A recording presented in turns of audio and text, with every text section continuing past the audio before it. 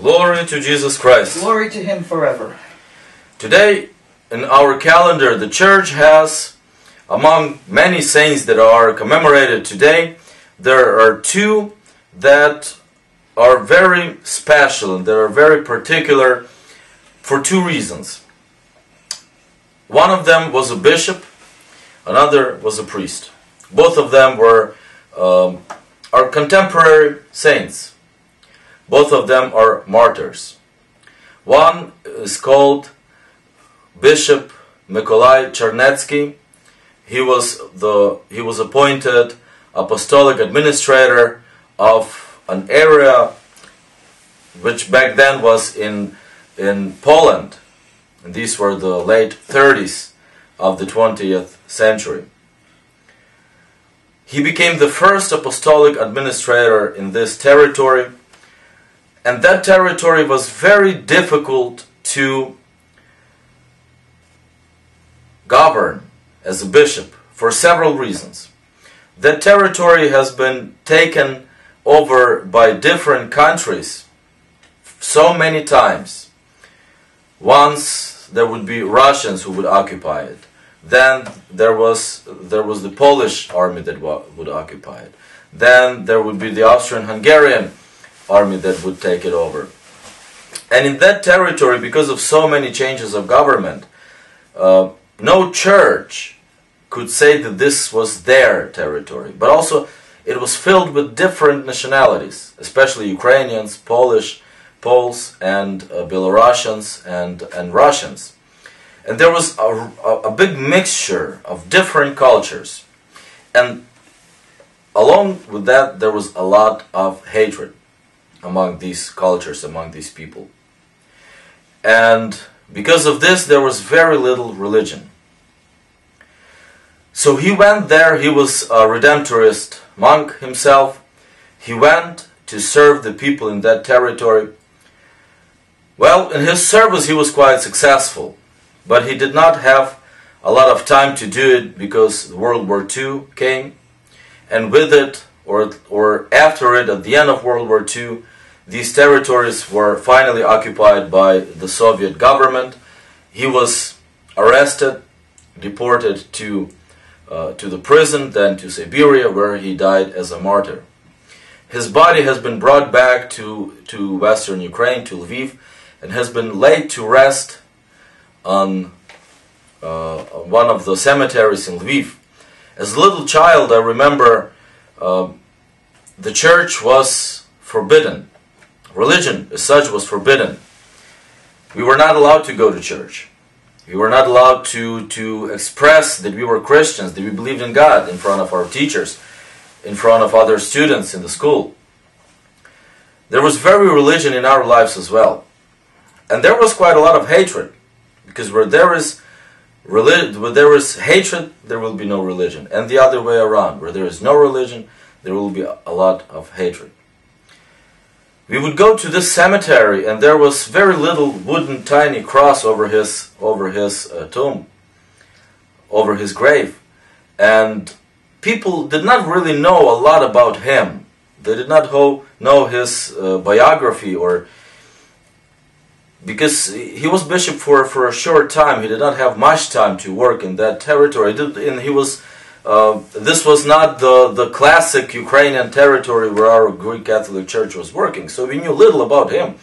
But still, the faith in his love for these people, in his willingness to bring Christ among those people in those territories, that was known. And he became, even just his grave, became a symbol of our church and a place of worship. I remember going there late at night, right before the cemetery would be closed. It's in downtown in Lviv. And his grave was sort of behind a hill so that nobody could see from the streets. And there would always be other people just standing close to the grave, and a lot of them could not even openly kneel or pray, but they would be just standing there and praying. And it became famous also, his grave became famous because people started taking a little bit of soil from his grave and they claimed afterwards that that soil from his grave had miraculous powers, that people would be cured, that other people would get better in their family situations. There were a lot of miracles performed just from keeping that soil from his grave on the person, in their pockets, in their houses. Later on, when the church became free in the 90s, his body was taken out of the grave, and he is now laid to rest in one of the churches in Lviv. He was proclaimed blessed by John Paul II exactly 10 years ago when he came to Ukraine. Another saint that we are commemorating today, and I mentioned that he was a priest. He was a married priest. He went to study in Rome. Originally from Ukraine, he went to study in Rome. He came back, he got married, he got ordained, he got a parish. He was father to 6 children. He lived most of his priestly life in this parish, in a little town called Peremyshlyane in Ukraine, in western Ukraine. And he could have been just like one of many other priests that served that parish and so many other parishes around Ukraine. There was nothing really special about him. He was not very intelligent, or at least, the history does not tell us about his intelligence. It does not tell us about whether he was, what kind of a father he was, what kind of a spiritual director he was to his people in that parish. That remains unknown, even though we can guess that he was probably a very good person. Then World War II broke. He was already in his 50s. His children were not little anymore. He had a large family. He was in this beautiful parish where everybody knew him, loved him. And arrests broke on all of the Jews in the city. The Nazis were arresting all of the Jews and taking them to concentration camps. And not only on the Jews. We know about the genocide that the German government of then did to the Jewish population. But everybody, Ukrainians, Russians, Armenians, everybody were arrested if they did not listen to the governmental policies. He tried to protect some of them. He was protected by the law. He could have stayed in his little parish with his family, among the people whom he knew, he liked, he loved him. But he started to protect them, to hide them, and he got arrested along with them. He was taken to a prison camp, to extermination actually camp in Majdanek, which is a little town in modern day Poland.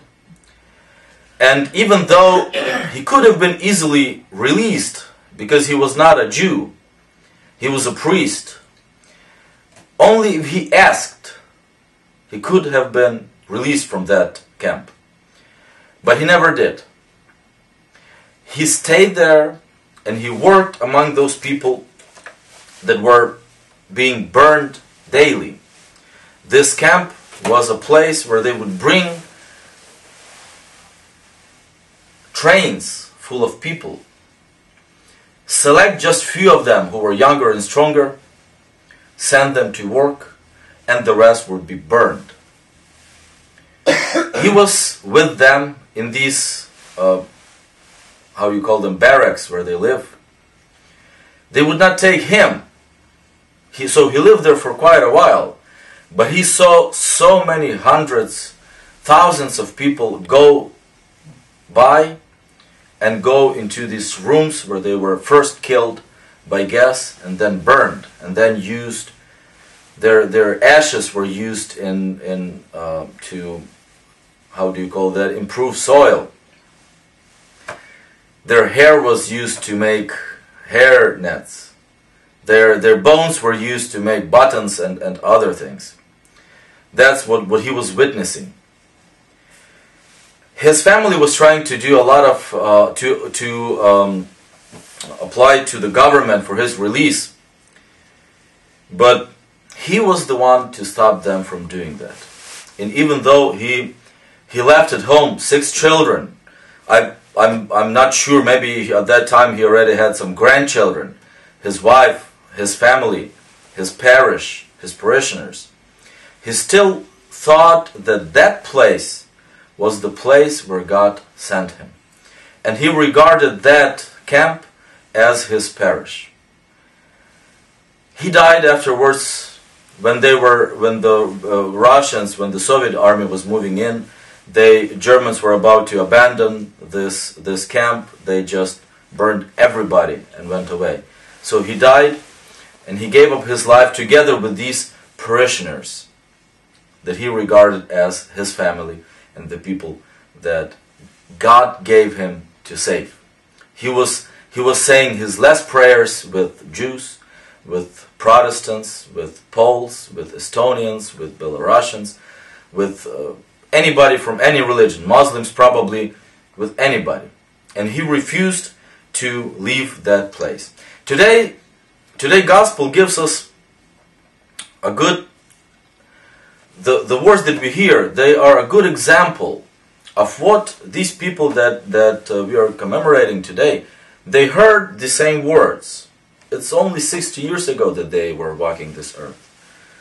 It's not 2,000 years ago. This is a modern history. And there are still people who knew both of these, the bishop and the priest, and so many others. They listened probably when they were, just like us, listened to this gospel that we are reading today. They heard about the call of God to those apostles, and they heard about God sending them to do the main and the most important thing that Christ wants us to do. What is the greatest, what is the most important commandment that God gives His apostles? It is not to perform sacraments. It is not to build churches. It is not to build hospitals. His greatest commandment is to go and preach and teach people about God. With the word, with your example, with your lifestyle. That is the call that God gave His apostles. He sent them to cast out demons. And this first time He sent them, then He sends them finally at the moment of His ascension. These two people that we mentioned today, that we commemorate today, they listened to this commandment and they fulfilled it. It was God's will for them to be able to offer to Him more than just their work, their dedication. They gave up their life for this call. But the same call refers to us. We are called to go and teach others. Teach with our lifestyles in the first place. Teach with our words. Teach with our education. Teach with our example. Even though sometimes we will think, but what can I do? Probably they were the ones to say the same thing. And still, God is the one to teach. If we open our lips, open our actions, we open our lives to Him, through us, great things can happen. I will conclude today with reading part of the letter that Father Emilian was his name, Emilian Coach. He is now the patron of the priests in Ukraine. We proclaimed him the patron of all the priests of our church because he was just like me. I have a family. I have 3 children. Would I be ready to sacrifice my life as he did for people that he never knew, that he met for 10 minutes, and still that only our Father, probably the only prayer that he had time to tell them, to pray with them, changed him, changed lives of those people. And this was really the moment when God works, teaches, proclaims His gospel through us. He wrote this to his family on in September of 43. These are his words written to his family when he learned that they are trying to save him. I understand that you are trying to free me, but I'm asking you not to do anything. Yesterday they killed 50 persons here. If I were not here, who would help them to endure these sufferings? I thank God for His kindness to me. Except heaven, this is the only place I would like to be. Here we are all equal: Poles, Jews, Ukrainians, Russians, Latvians, and Estonians. I am the only priest here. I couldn't even imagine what would happen here without me.